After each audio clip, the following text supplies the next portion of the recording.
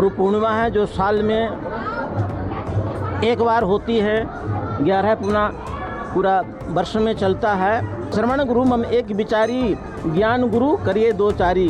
सनातन परंपरा में, इस भारत की भारतीय संस्कृति में, आध्यात्मिक दृष्टि में हर इंसान को अधिकार है।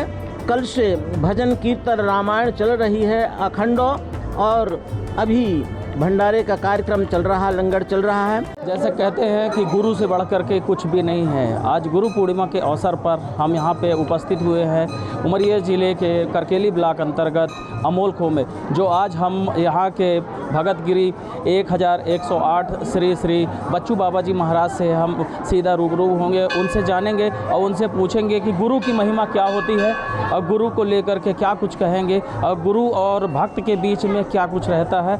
आज हम उनसे बात करेंगे, हम भगत गिरी बच्चू बाबा जी महाराज से। जी बाबा जी चरणों में प्रणाम। जी आज ये हम यहाँ पे उपस्थित हैं आपके जन्म दिवस के अवसर पर और गुरु पूर्णिमा के अवसर पर। गुरु को लेकर के आप क्या बोलेंगे?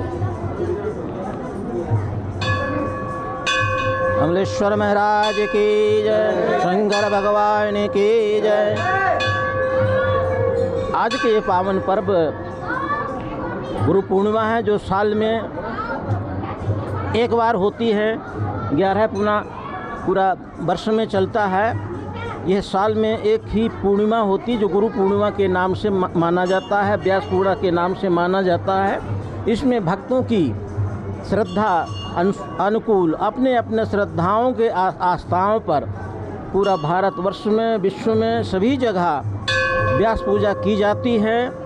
और गुरु की महिमा का महत्व ये है कि सर्वप्रथम तो जन्म से हर इंसान के माता पिता गुरु होते हैं। उनको जितना मार्गदर्शन गुरु देता है वो उनके सफल होती है मानव जीवन में, और जितना शिक्षाएं दीक्षा मिलती हैं पढ़ाई लिखाई में सब गुरु की श्रेणी में आते हैं। श्रवण गुरु मम एक विचारी, ज्ञान गुरु करिए दो चारी।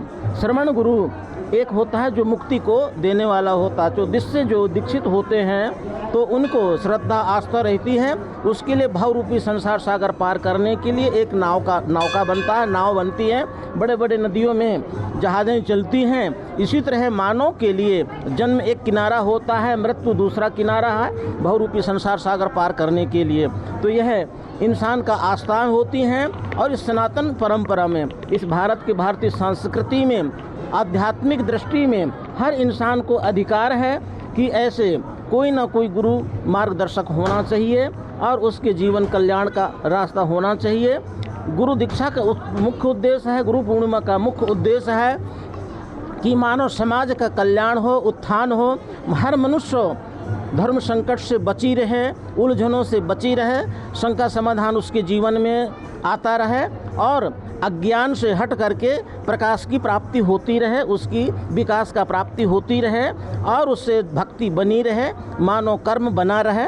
ऐसा मुख्य उद्देश्य गुरु पूर्णिमा का पूजन का महत्व होती है। गुरु कोई भी हो, किसी दीक्षित हैं, किसी से है संबंध है, वो गुरु आश्रम में जाकर के इंसान अपने मानव धर्म को कृतार्थ करता है और सेवा से इसकी प्राप्ति करता है और जीवन में कल्याण की रास्ता खोजता है।